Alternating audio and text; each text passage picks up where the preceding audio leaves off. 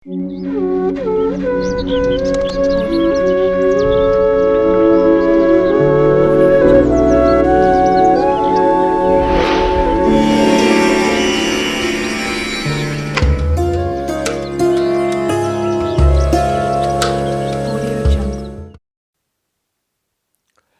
రాశి వారికి నూతన ఆంగ్ల సంవత్సర ప్రారంభకాల సమయంలో జనవరి మాసంలో ఎలా ఉండబోతుందో ఈ వీడియోలో సవివరంగా సంపూర్ణంగా తెలుసుకుందాం. మకర రాశిలో ఏ నక్షత్రాలు వస్తాయనగా ఉత్తరాషాఢ నక్షత్రంలోని 2, 3, 4 పాదాలు, శ్రవణ నక్షత్రంలోని 4 పాదాలు, ధనిష్ఠా నక్షత్రంలోని 1, 2 పాదం కలిపితే మకర రాశి. చాలామందికి పుట్టినటువంటి కాల సమయంలో డేటా బర్త్లు లేనటువంటి వారికి పేరు యొక్క మొదటి అక్షరాన్ని అనుసరిస్తూ ఆ రాశిని తెలుసుకొని ప్రయత్నం చేద్దాం. బో, జా, జీ, జూ, జే, జో, గా, గి అక్షరాల వారందరూ మకర రాశి జాతకులే.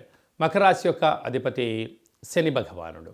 వీరికి ఒకవైపు ఏళ్ళనాటి శని చివరార్ధ సంచార స్థితిలో ఉంటూ వెళ్ళిపోయే సమయం ఆసన్నమైంది కనుక ఈ ఆంగ్ల సంవత్సరము మరియు ఈ జనవరి మాసం అంతా కూడా అద్భుతమైన బంగారు భవిష్యత్తు రోజులకు వీరి యొక్క పెట్టుబడులు, ఆలోచన విధానము, హార్డ్ వర్కు, ధర్మబద్ధతో కూడుకున్న జీవన విధానంలో విజయం మకర రాశి వారి సొంతం కాబోతుంది.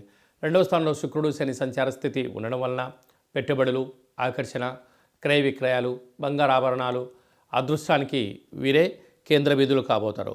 తృతీయంలో రాహు సంచార స్థితి ఉండడం వలన తల్లిదండ్రులతో, అన్నదమ్ములతో, అక్కాచెల్లెలతో సహకుటుంబ సమేతంగా ఉండబడిన వారికి ప్రేమపూర్వకమైన మర్యాదను ఇచ్చిపుచ్చుకోండి. ఆధ్యాత్మిక తీర్థయాత్రలో మకర రాశి వారు పాల్గొనే పరిస్థితి ఉంటుందని చెప్పి గమనించాలి. సంతాన స్థానంలో గురువు బృహస్పతి సంచారం చేయడం వలన పిల్లలు, తల్లిదండ్రులు, ఉద్యోగస్తులు, సహ ఉద్యోగస్తులు, ప్రమోషన్స్ అన్నింట విజయం మకర రాశి వారి యొక్క సొంతం. సప్తమంలో కుజుడు సంచారం చేయడం వలన కుజదోష ప్రభావం కారణం వలన యంత్రాలతో, ఆయుధాలతో, నీటితో, నిప్పుతో దయచేసి చెలగాటం ఆడవద్దు. అలాగనే కుజదోష కారణం వలన మీ జన్మ నక్షత్రం రోజున అష్టమి, పూర్ణిమ, అమావాస్య తిథుల ఎందున కొత్త పనులు ప్రారంభించకపోవడం ఉత్తమోత్తంగా భావించగలగాలి.